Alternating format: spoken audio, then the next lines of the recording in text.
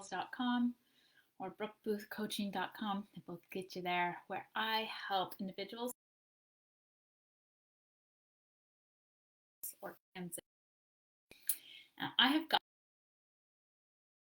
3 things that are absolutely imperative to have a great mixed faith marriage. They're simple things, but they are imperative.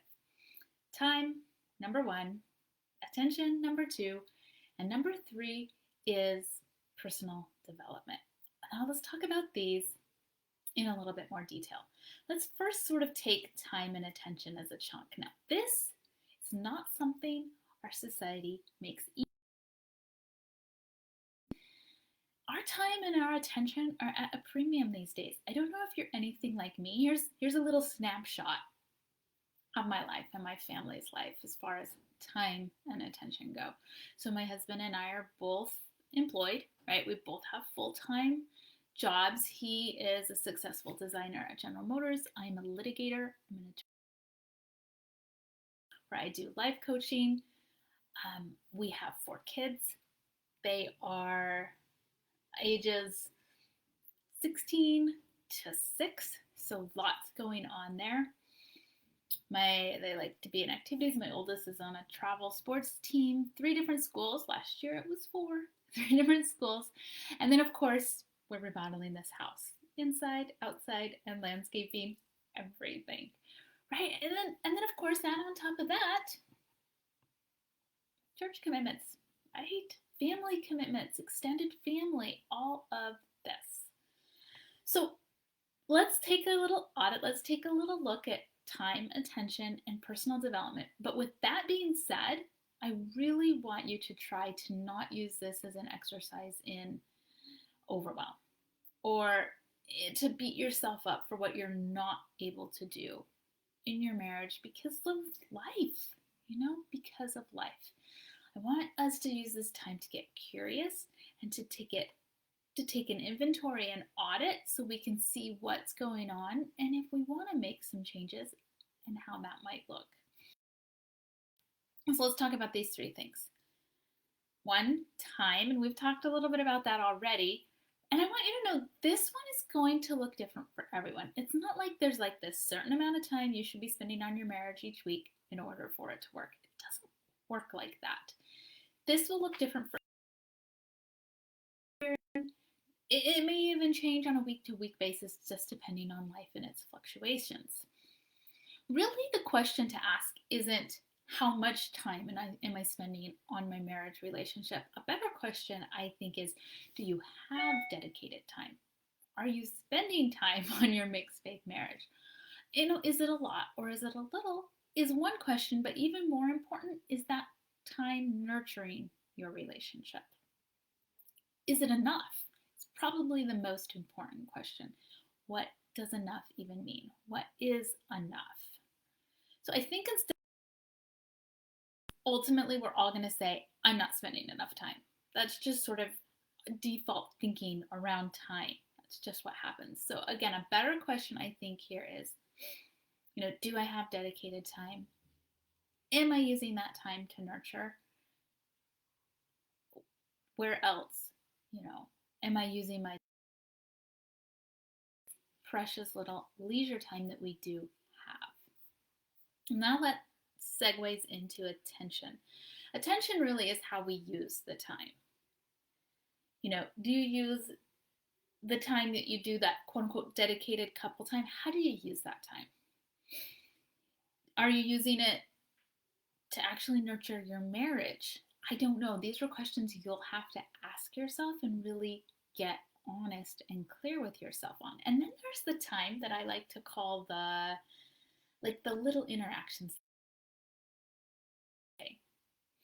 Sitting down to dinner, maybe cleaning up from dinner. These little interactions that we have, going to Costco. How do you use that time? Again, it's not always quantity more than it can be quality. And the little things can add up to big things. So I really want you to take a hard, honest look. Are you taking time in your marriage? Is it enough? And is the attention time really building and creating something you want in your marriage? Those are hard things to look at, but I think a lot of times we think, yeah, of course I should be spending time and attention in my marriage. Like there's sort of a universal understanding that those things are necessary to have a great marriage. This third one, I think, is not so universally accepted, but I want to try to sell you that it is super important. And this is category of personal development. When I say personal development, I mean like the inner work. I'm talking about the emotional intelligence, the emotional maturation, the developing of self. So questions to ask are you nurturing you? Are you growing you? Are you feeling your emotions? Do you even know how? Right? These are really good questions to ask. It can be really, really challenging for so many of us. I am included in this when I say it can be really challenging to invest time and effort and money in ourselves. This like little alarm in our head goes off and we think I should be spending this time, effort, energy on my family, on the kids, on my marriage, right? Coming back to that, we have a really hard time spending time, energy, effort on ourselves. I want you to consider, what if that was wonky thinking? Wonky. What if your own personal development was the basis for connection as a couple, like that very basic foundation for connection as a couple, and for even beyond that, the roles you fulfill in your family? What if it was the necessary first creating those other connections? Because I want to argue that it is. I'm going to really suggest that the key to having a great marriage, and by implication, a great family, is to put your own oxygen mask on first, right? You know the principle. You come emotionally immature, emotionally underdeveloped to your relationship, and you expect to have deep connection. Mistaken. It's not going to happen. So I'm going to argue 3 important things necessary to have a great mix of time, attention, and personal development. So when I got married, I really didn't know what this personal development even meant. I didn't have a lot of what I would call models of females really engaged in personal development. I had reached the apex of my development as far as I was concerned, right? I had gone to BYU, I had served a mission, now I was married. This develop other than maybe supporting my husband and kids. Now, that of course is not self-development. That is not what I'm talking about here. So despite the lack of role models, what I had to do is I had to get curious. I had to get creative. What can self-development look for? Really help to as a person, yourself. Again, the growing, the nurturing, all of that. It may mean that's what it meant for me. It may mean hobbies like meditation or yoga. It may mean getting therapy or hiring a coach. All of these things can help us on the road to our self-development. Now, I really personally believe coaching is one of the most powerful tools there for emotional maturity. And again, I'm going to suggest that this is the first foundational layer we need in really nurturing healthy marriage, especially a mixed faith marriage on top of that. Because when a faith transition happens, it's very much an inner experience.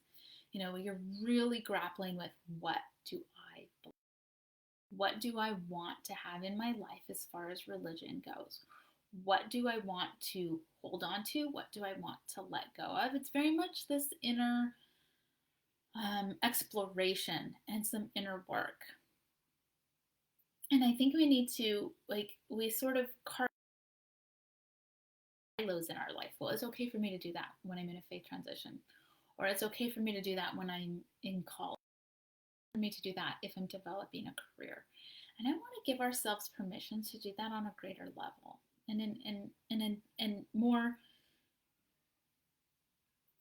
more in all areas of our life, because I think it's one of the most important things to help us build great marriages. When we can show up to a marriage emotionally mature, emotionally resilient, and emotionally whole, then we're able to then in turn build these really thriving marriages where connection and where true intimacy can flourish. Okay, if you want coaching, if it's time for you to really develop your emotional capacities and your self development, again, like I said, I think coaching is one of the most powerful ways of doing that because we dive what's going on inside of you. All you need to do to take the first step is reach out to me. We'll get coaching's even a good fit for you to see if this is something that will help you on your own road to self-development. It's like trying on clothes. We really don't know until we put it on. Is this something that will really work for you? That's why I offer the free call, so we can sort of try it on, see if it's something that'll work for you. All you need to do is you can just private message me here on Facebook. You can go to my website, mormoncouples.com. You can easily find a way to connect with me there. Just click on Work with Brooke, and you'll get to my calendar where you can sign up for a free call. All right. Again, remember 3 things to help marriage: time, attention, personal development. They really work. All right. Wishing you the best.